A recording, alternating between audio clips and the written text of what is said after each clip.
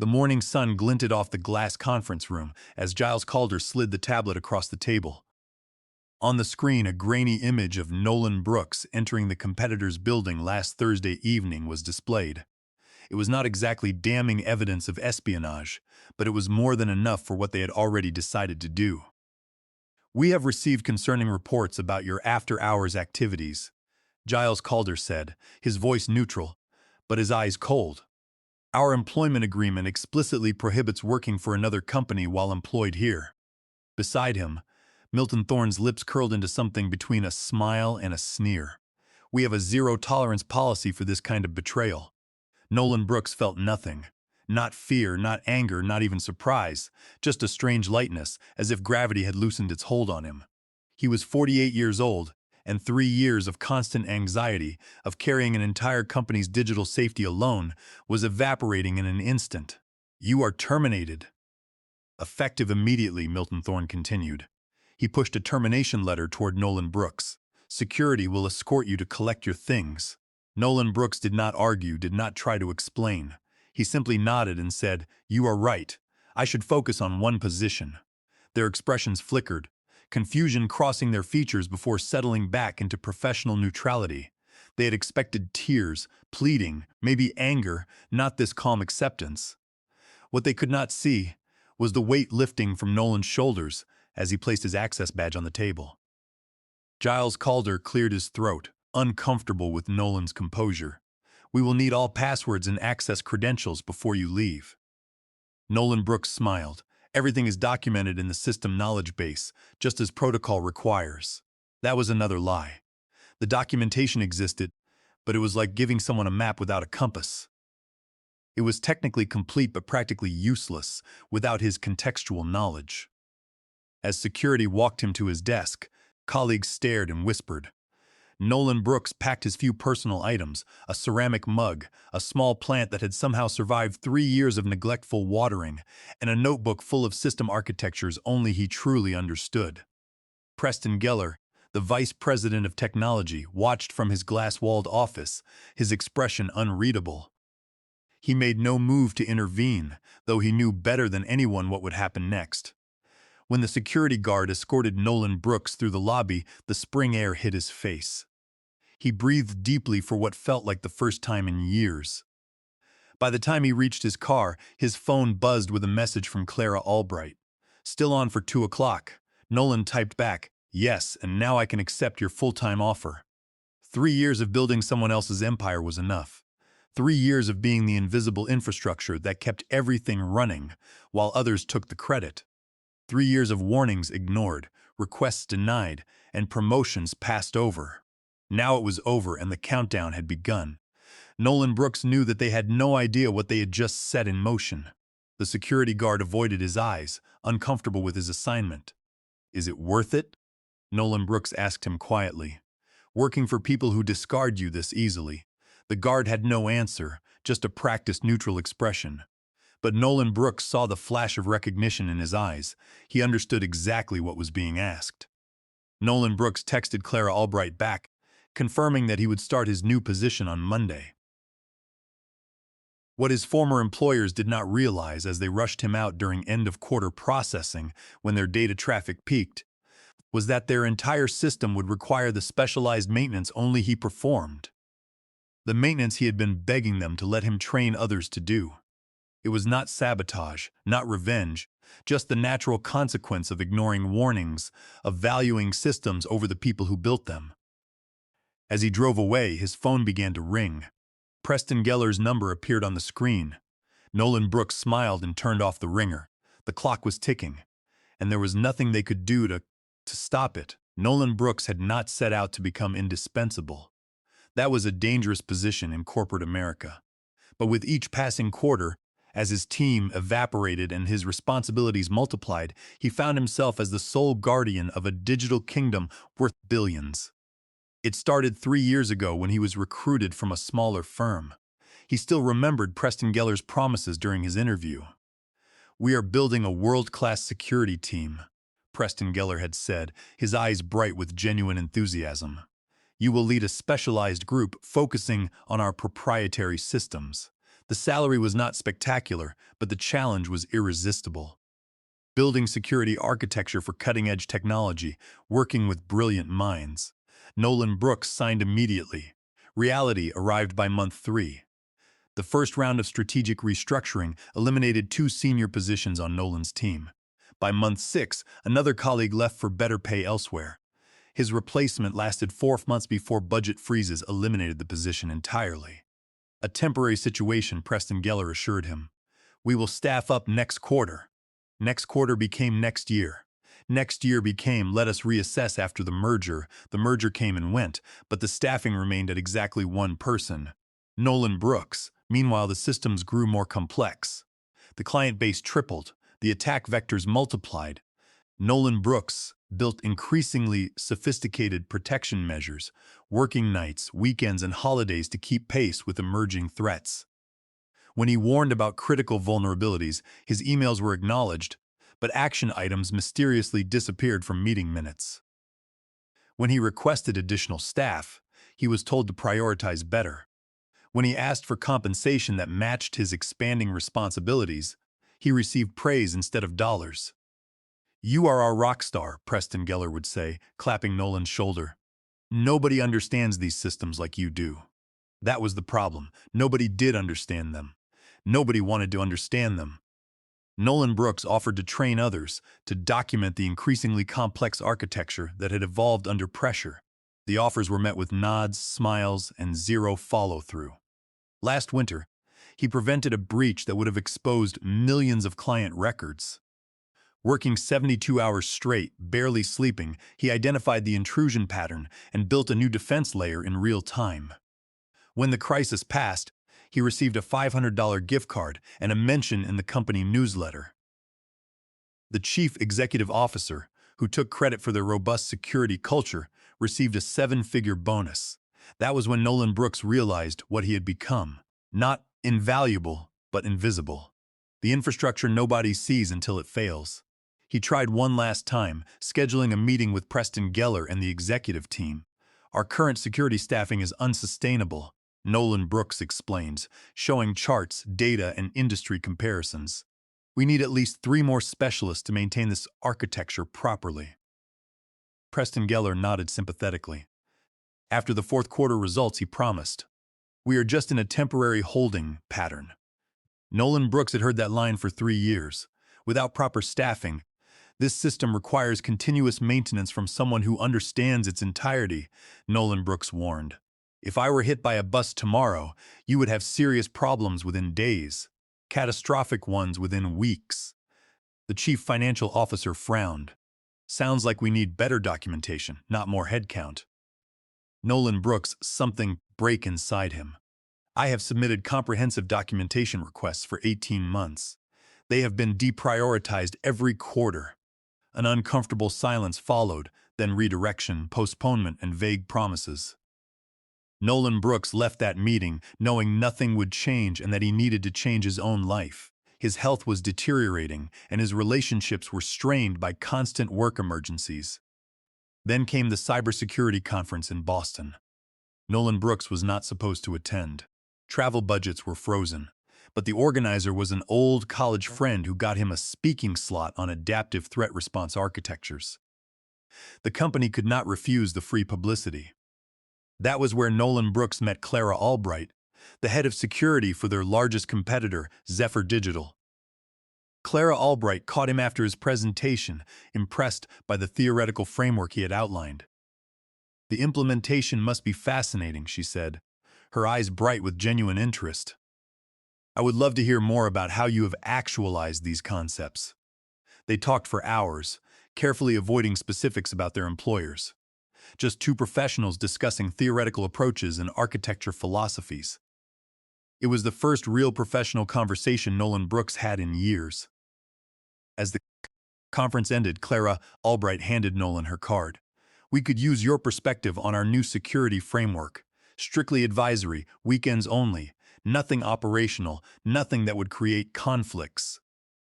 The consulting fee she mentioned exceeded his monthly salary for weekend work. Nolan Brooks hesitated only briefly before accepting.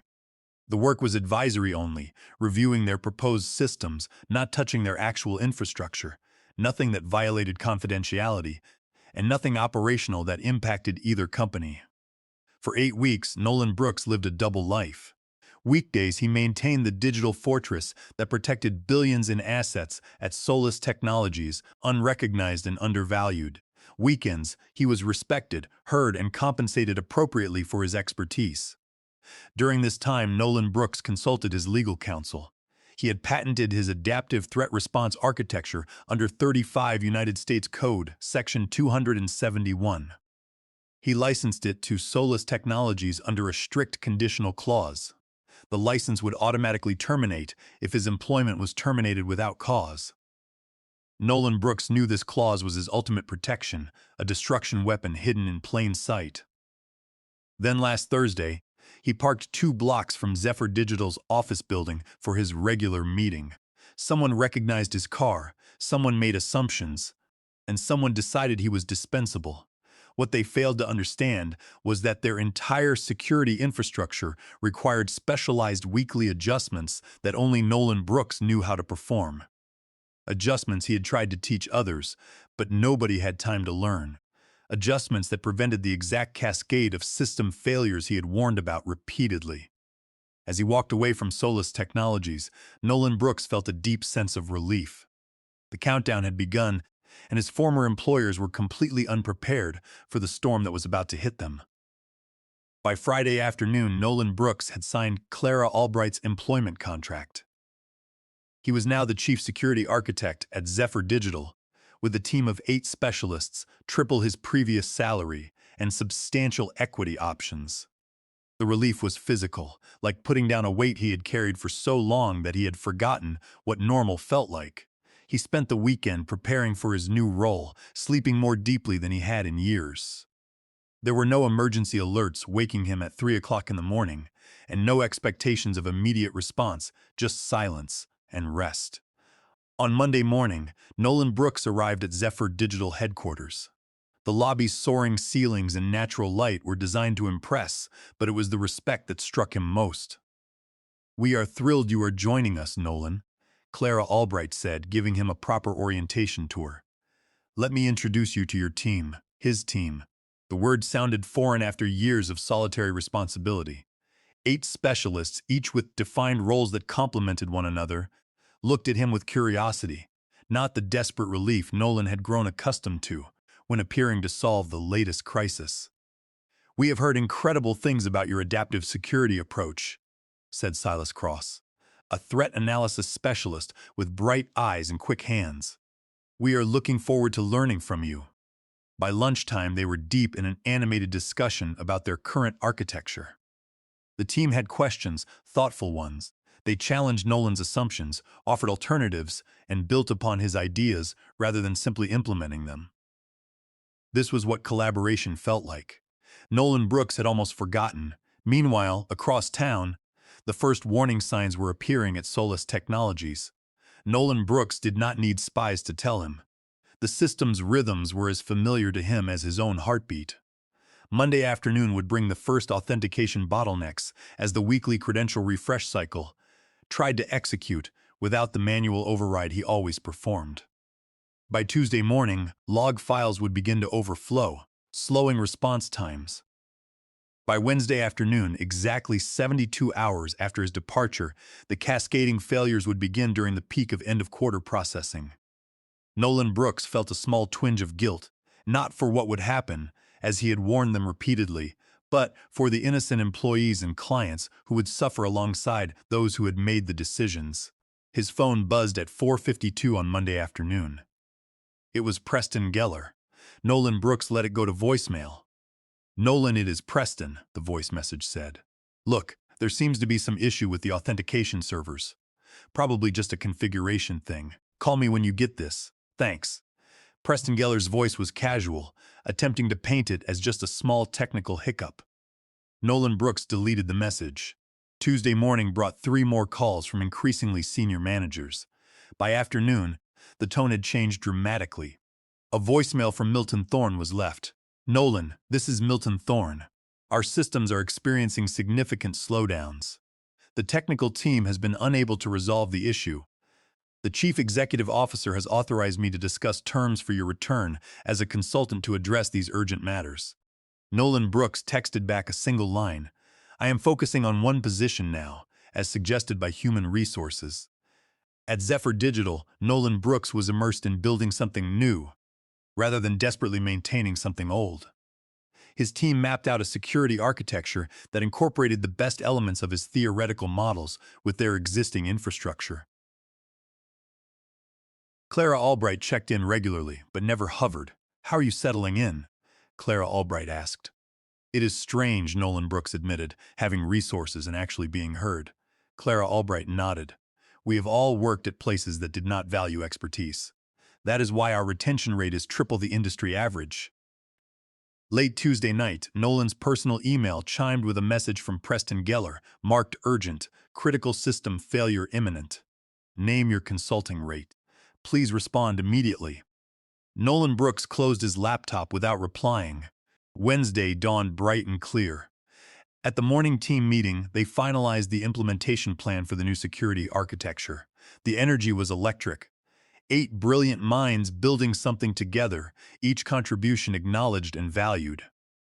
Nolan's phone began vibrating continuously around 2 in the afternoon. He silenced it during the planning session. When he checked it later, he had 17 missed calls and twice as many text messages. One was from Giles Calder. Legal has reviewed your termination. We may have acted hastily. Please call urgently. Another text from Preston Geller said, whatever they are paying you, we will double it. This is critical, from the chief executive officer himself. National clients are losing access to accounts, there are regulatory implications, and a board meeting is in progress. Call immediately. Nolan Brooks felt no satisfaction, just a hollow confirmation of the warnings he had repeatedly delivered. They had built a digital kingdom on his shoulders, then pushed him away without understanding what would collapse. That evening, as he drove home, a breaking news alert flashed across his dashboard display. Major service outage reported at Solus Technologies. Thousands of client accounts are inaccessible. Regulators are launching an investigation, and the company's stock has begun to plummet. At home, Nolan Brooks opened a bottle of wine and sat on his balcony watching the sunset. His phone lit up again. It was Preston Geller. This time, Nolan Brooks answered. Nolan. Preston Geller's voice was ragged with exhaustion. Everything is failing. Sequential authentication breakdowns are cascading into the transaction processing layer. Nobody can stop it. I warned you, Nolan Brooks said quietly. For 3 years, I warned you. I know, Preston Geller admitted, the words sounding physically painful. Tell me what to do. Any price. Nolan Brooks took a slow sip of wine. It is not about price anymore, Preston. It is about value. We valued you. Preston Geller protested. No, Nolan Brooks interrupted. You valued what I produced. Not enough to listen when I told you it was unsustainable, not enough to staff properly, not enough to compensate fairly, and not enough to credit honestly. Silence stretched between them. You know what would have prevented this? Nolan Brooks continued. Any one person besides me understanding how these systems actually work. Anyone taking 5 minutes to read the warnings I documented in every quarterly review. Anyone listening when I said this exact scenario would happen if I ever left. Preston Geller's heavy breathing was the only response. The recovery procedure exists, Nolan, Brooks said finally. It is in the disaster documentation I submitted last year. The documentation that was deprioritized because you thought I was handling everything so well. Nolan Brooks ended the call and turned off his phone, leaving his former employer to face the consequences of their own neglect. Thursday morning, Nolan Brooks arrived at Zephyr Digital to find Clara Albright waiting in the lobby. Have you seen the news? She asked, holding out her tablet. The headline was stark. Major tech failure erases billions in market value. Beneath it was a photo of Solus Technologies' headquarters. Their entire client database is locked, Clara Albright said. Transaction processing has been down for 16 hours and counting. The stock has dropped 40% since the opening bell. Nolan Brooks felt strangely empty looking at the numbers. This was not satisfaction. This was a massive waste of talent, trust, and potential, all caused by short-sighted decisions made by people who would not suffer the worst of the consequences. They have been calling our executive office, Clara Albright continued, trying to reach you through us for emergency support. When we refused, they threatened legal action, claiming you sabotaged their systems before leaving. Nolan Brooks felt his stomach drop. I did not sabotage anything. I know, Clara Albright interrupted. Our legal team has already reviewed your contract and exit procedures. You are completely clean, but they are desperate and looking for someone to blame. As they walked to his office, Nolan Brooks remembered the protection he had established. When he consulted his legal counsel months ago, they had prepared for this exact scenario. Because Solus Technologies had terminated his employment without cause, their license to use his patented adaptive threat response architecture had ceased immediately under the terms of their agreement. By continuing to run the system after his departure, Solus Technologies was committing willful patent infringement under 35 United States Code Section 271. They were not victims of sabotage. They were violating federal patent law. Nolan's attorney had already drafted a formal cease and desist letter, which was delivered to Solus Technologies that very morning. The letter made it clear that their continued unauthorized use of Nolan's patented architecture was a violation of 35 United States Code Section 271, and that Nolan Brooks was prepared to file a lawsuit seeking millions of dollars in damages. This legal reality changed the game entirely. They could not blame Nolan Brooks for sabotage when the system's failure was the direct result of their own unauthorized use of his intellectual property. By afternoon, the news grew worse for Solus Technologies. Regulators had officially launched an investigation, and client defections were accelerating. The stock had dropped another 15%. Nolan's phone, which he had finally turned back on, displayed 57 missed calls. The last call came from an unknown number. The voicemail was from the board chair himself, Alistair Finch. "Mr. Brooks, this is Alistair Finch," the voice said. "The situation has become untenable. The board has removed several executives this morning, including Giles Calder and Milton Thorne. We recognize the systemic failures that led to your departure. Please call me directly to discuss how we might move forward." Nolan Brooks sat with this message for a long time. Part of him wanted to let them continue paying the full price of their decisions. Another part recognized that innocent employees and clients were suffering for leadership's failures. At their afternoon meeting, Clara Albright pulled Nolan Brooks aside. "Their board chair reached out to us directly," she said. "Apparently, they fired half the executive team this morning. They are offering an astronomical consulting fee for emergency recovery assistance. 1 day of your time remotely, no ongoing commitment." "What do you think?" Nolan Brooks asked. Clara Albright considered this carefully. "Professionally, helping them does not harm us. Their reputation is already damaged beyond quick repair. Personally, it is your call. You do not owe them anything." As Nolan Brooks walked back to his desk, Silas Cross fell into step beside me. "You know," Silas Cross said, "sometimes the most powerful message is not letting someone fail completely. It is showing them exactly what they lost by letting them see you succeed elsewhere." Nolan Brooks stopped walking. "What do you mean?" Silas Cross shrugged. "If you help them recover, they will always know two things: that you could have prevented their disaster, and that you were gracious enough to help them despite how they treated you. That kind of knowledge changes organizations more than bankruptcy." Nolan Brooks considered this perspective. What would truly constitute revenge in this situation? Letting their systems remain broken and letting the company collapse, or showing them exactly what they had discarded? The answer became clear as he watched his new team working together at Zephyr Digital. Each person's contribution was acknowledged, and each voice was heard.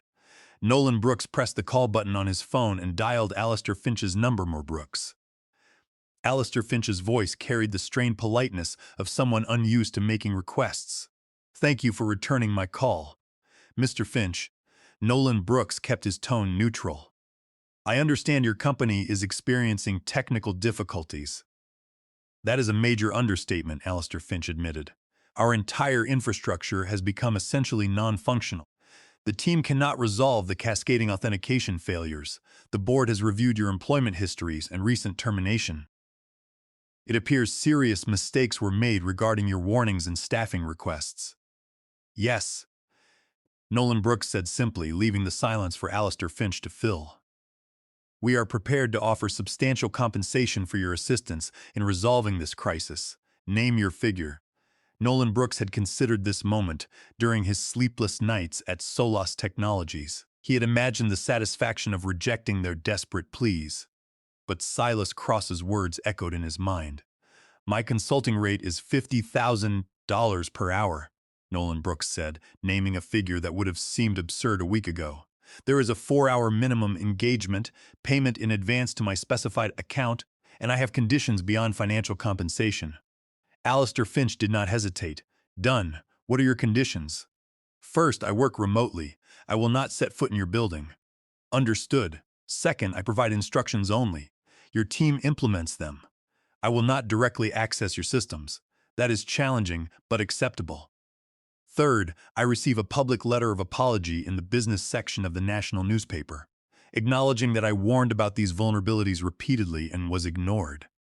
Alistair Finch paused, then replied, the legal implications of that are less severe than bankruptcy.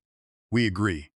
Fourth, Nolan Brooks continued, every member of my former team who was laid off during the budget cuts must receive 6 months of severance and positive professional references.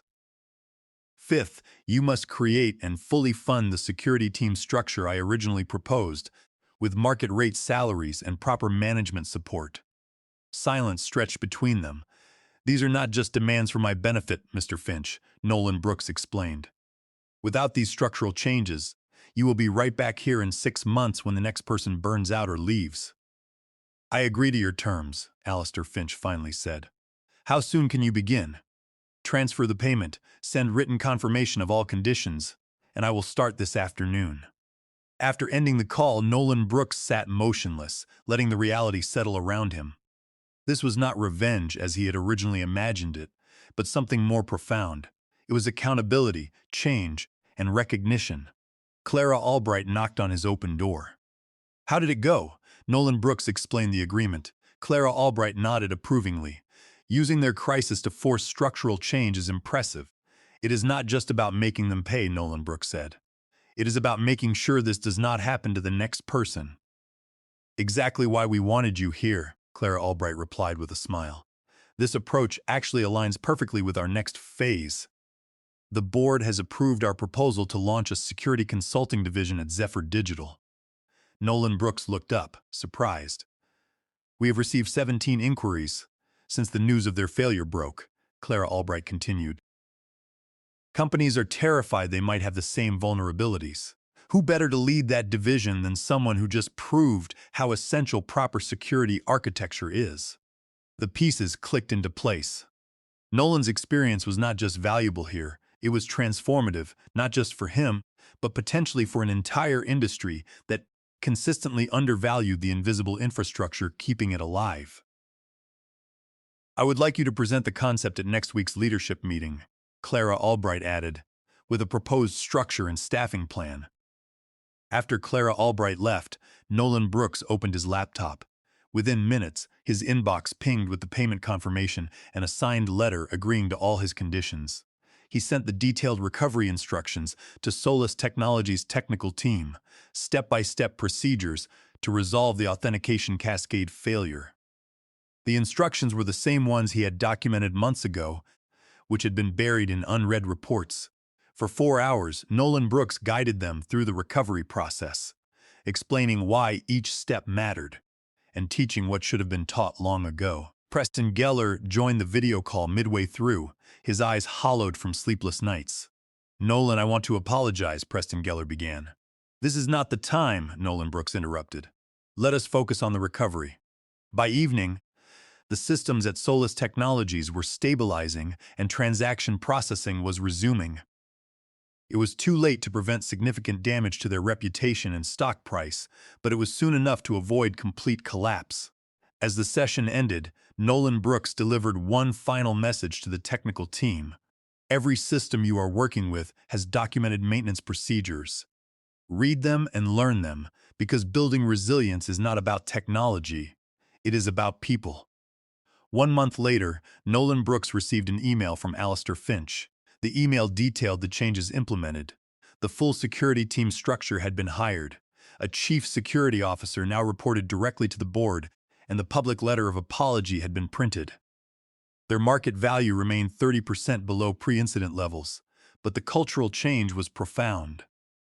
6 months after his termination, Zephyr Digital announced that the security consulting division led by Nolan Brooks had become the fastest-growing segment of the company, with a client list that included 3 Fortune 100 corporations. That evening, Silas Cross organized a team celebration. As they raised their glasses, Nolan Brooks realized this was the real victory. The most satisfying revenge was not making others fail, but succeeding so visibly that they must forever live with the knowledge of what they had lost. Nolan Brooks had built the life and career he deserved, and he had done it on his own terms.